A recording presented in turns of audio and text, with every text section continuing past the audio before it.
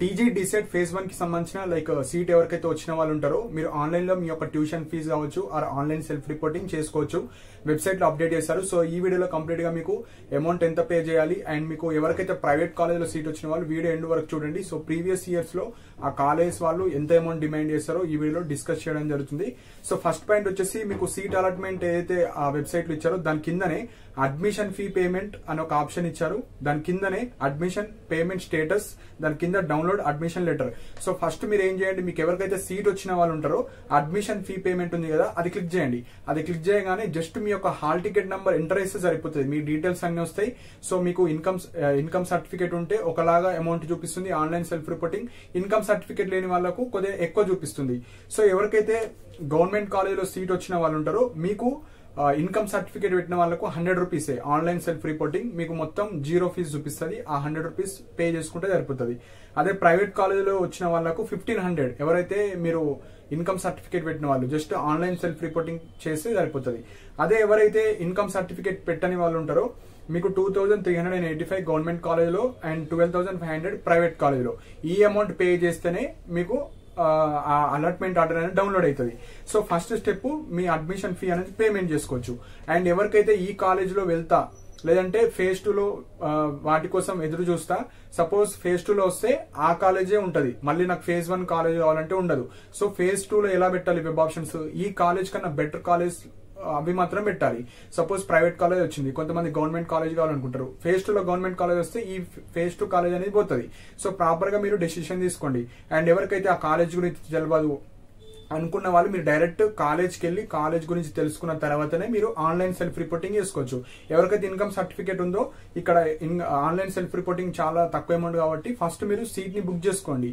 So proper decision తీసుకున్న తర్వాతనే online self report చేసుకోండి. And online self reporting last date ఇచ్చారు ఇక్కడ 21 to 24.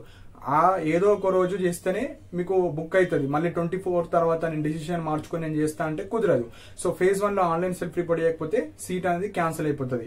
సో ప్రాపర్ డెసిషన్ తీసుకోండి. దాని తర్వాత download admission letter and admission payment status. So ఎవరైతే అమౌంట్ ఆన్లైన్ సెల్ఫ్ రిపోర్ట్ చేసేటప్పుడు మీ నెట్ ప్రాపర్ గా ఉందా చెక్ చేసుకున్న తర్వాతనే చేయండి. సో అక్కడ డెబిట్ కార్డ్ కావచ్చు, నెట్ బ్యాంకింగ్ కావచ్చు, అన్ని ఉంటాయి. సో ఒక్కొక్కసారి ఆ అమౌంట్ అనేది కట్ అయిన తర్వాత కొంతమందికి స్టేటస్ లో చూపించదు, కొద్దిగా ఒక 1 or 2 hours వెయిట్ చేయండి. సో చేసేటప్పుడు చాలా జాగ్రత్తగా చేయండి. నెక్స్ట్ అడ్మిషన్ లెటర్ డౌన్లోడ్ చేసుకోవచ్చు. డౌన్లోడ్ లో అక్కడ మీకు డీటెయిల్ గా ఏ కాలేజ్ వచ్చింది, ఏ కాలేజ్కి వెళ్ళాలి, ఏ డేట్ నుంచి ఏ డేట్ వెళ్ళాలి, దాని కిందనే అలాట్మెంట్ ఆర్డర్ లో సర్టిఫికేట్స్ కావచ్చు, ఫీ స్ట్రక్చర్ కావచ్చు, అన్ని ఉంటాయి కింద. ఆ పీడిఎఫ్ లో మీరు డౌన్లోడ్ చేసుకోవచ్చు. అండ్ మనకి యూజర్ గైడ్ కూడా ఇచ్చారు వెబ్సైట్ లోనే, మీరు చూసుకోవచ్చు. So tuition fee payment like ఇది ఏదైతే online self reporting 24 last date. So ఎవరికైతే సీట్ వచ్చిన వాళ్ళు ఉంటారో మనకు ఫేజ్ 1 లో ఆన్లైన్ సెల్ఫ్ రిపోర్ట్ చేసిన తర్వాత మీరు కాలేజ్ రిపోర్టింగ్ కూడా వెళ్ళాలి. లాస్ట్ డేట్ వచ్చేసి 25. ఆన్ ఆర్ బిఫోర్ 25 లోపు మీకు ఏదైతే కాలేజ్ వచ్చిందో ఆ కాలేజ్కి వెళ్ళి మీరు సర్టిఫికేట్స్ ఇచ్చి చూపించి వాళ్ళు ఏవైతే ఒరిజినల్స్ అడుగుతారో అవి ఇచ్చేసిన తర్వాత మీరు జిరాక్స్ సెట్స్ కూడా అవన్నీ ఇచ్చేసి మీరు వచ్చేస్తే మీ అడ్మిషన్ అయిపోతుంది. సో ఆల్రెడీ సీట్ వచ్చిన వాళ్ళు మీరు ఇంకా ఫేజ్ 2 లో పార్టిసిపేట్ చేసి దీనికన్నా బెటర్ కాలేజ్ పెట్టుకోవచ్చు. సపోజ్ అందులో కాలేజ్ ఏదో ఒక సీట్ వస్తే ఈ కాలేజ్ డిలీట్ అయిపోయి ఆ కాలేజ్ వస్తుంది ఫేజ్ 2 లో, అందులో మాత్రం మీరు వెళ్ళాలి. మళ్ళీ కాలేజ్ 1కి వెళ్ళి ఆ సర్టిఫికేట్స్ మీరు ఏవైతే ఇచ్చారో ఆ సర్టిఫికేట్స్ తీసుకెళ్లి మీకు ఫేజ్ 2 కాలేజీలు ఇవ్వాలి. మళ్ళీ టైం ఇస్తారు. సో ఏం టెన్షన్ పడాల్సిన అవసరం లేదు. సో ఇవి important points. So last point వచ్చేసి ఎవరైతే ప్రైవేట్ కాలేజెస్కి వెళ్తున్నారో ఇక్కడ చాలా మంది డిగ్రీ చేసిన వాళ్ళు, పీజీ చేసిన వాళ్ళు, బీఎడ్ చేసిన వాళ్ళు, బీటెక్ చేసిన వాళ్ళు చాలా ఎక్కువ మంది ఉన్నారు. అండ్ ఏజ్ ఎక్కువ ఉన్న వాళ్ళు ఉన్నారు, 35 above 40 above అలాంటి క్యాండిడేట్స్. సో ఇక్కడ ఇన్కమ్ సర్టిఫికేట్ పెడితే మీకు ఆన్లైన్ సెల్ఫ్ రిపోర్టింగ్ లో as per rule DEECET rule ప్రకారంగా మీకు జీరో ఫీజు చూపిస్తుంది. సపోజ్ ఆల్రెడీ డిగ్రీలో వచ్చిన వాళ్ళు, బీటెక్ లో వచ్చిన వాళ్ళు, అలా ఫీజు రియంబర్స్మెంట్ వచ్చిన వాళ్ళు మీకు ఇన్కమ్ సర్టిఫికేట్ పెడితే మీకు గవర్నమెంట్ 100 రూపీస్, ప్రైవేట్ లో 1500 మీరు వెళ్తారు, కాలేజ్కి వెళ్తారు. కాకపోతే మనకు తెలంగాణ గవర్నమెంట్ నుంచి ఈ పాస్. సో మీరు కాలేజ్లో జాయిన్ అయిన తర్వాత ఈ పాస్ ద్వారా ఆ రియంబర్స్మెంట్ అనేది కాలేజ్ వాళ్ళకి వెళ్తుంది. సో ప్రైవేట్ కాలేజ్ వాళ్ళు మాత్రమే ఏం చేస్తారంటే మీకు ఆల్రెడీ డిగ్రీలో వచ్చింది, బీటెక్ లో వచ్చింది కాబట్టి సో మీరు 12,500 మీరు పే చేయాలి.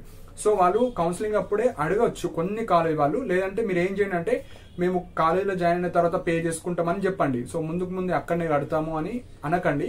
సో ఇప్పుడైతే మాకు డీసెట్ ద్వారా మాకు ఇన్కమ్ పెట్టాము, సపోజ్ మాకు డిగ్రీలో వచ్చింది, పీజీలో బీఎడ్ లో కాబట్టి బీటెక్ లో వచ్చింది, ఓకే మేము కాలేజీలో జాయిన్ అయిన తర్వాత పే చేస్తాము, ఇప్పుడు మాకు టైం ఇవ్వండి అని చెప్పండి. కొంతమంది ప్రైవేట్ కాలేజ్ వాళ్ళు అడుగుతారు, నేను అందుకే ముందే చెప్తున్నాను ఈ 12,500 అనేది ఈ పాస్ రూల్స్ ప్రకారంగా అయితే ఫీజు రియంబర్స్మెంట్ రాదు. సో ప్రీవియస్ బ్యాచ్ వాళ్ళకి రాలేదు, కొంతమందికి రాలేదు, కొంతమందికి వస్తుంది. అది ఎవరికి వస్తుంది ఎవరికి రాదు ఎప్పుడు ఈ పాస్ అప్లై చేసిన తర్వాత గవర్నమెంట్ వాళ్ళు మీ కాలేజ్ అకౌంట్లోకి పంపితే అప్పుడు తెలుస్తుంది. కాబట్టి సో ఈ 12,500 అయితే ఎవరికైతే ఆల్రెడీ ఫీజు రియంబర్స్మెంట్ వచ్చాయో డిగ్రీ కావచ్చు బీటెక్ లో కావచ్చు ఆ క్యాండిడేట్స్ అయితే 12,500 రెడీ పెట్టుకోండి. సో వాళ్ళు మ్యాండేటరీగా ఇప్పుడే కట్టాలి లేదంటే మేము ఒప్పుకోమంటే 12,500 కట్టేసేయండి. ఎందుకంటే మనకి ఈ పాస్ ద్వారా అయితే రాదు. ఎందుకంటే 3-4 ఇయర్స్ నుంచే పెండింగ్ లో ఉన్నాయి. గవర్నమెంట్ వాళ్ళు మనీ సెండ్ చేస్తలేరు మనకు కాలేజ్ వాళ్ళకు. సో చాలా పెండింగ్స్ ఉన్నాయి కాబట్టి ఈ 12,500 రెడీ చేసుకొని పెట్టుకోండి. అండ్ ఎవరైతే ఇప్పుడు ప్రైవేట్ కాలేజీలో వచ్చిన వాళ్ళు ఉంటారు, కొన్ని కాలేజ్ వాళ్ళు అడ్మిషన్ ఫీ అని 2,000, 3,000 అడుగుతారు మీకు సర్టిఫికేట్ వెరిఫికేషన్. ఆ అమౌంట్ కూడా ఒక 3,000 వరకు రెడీ చేసుకొని పెట్టుకోండి.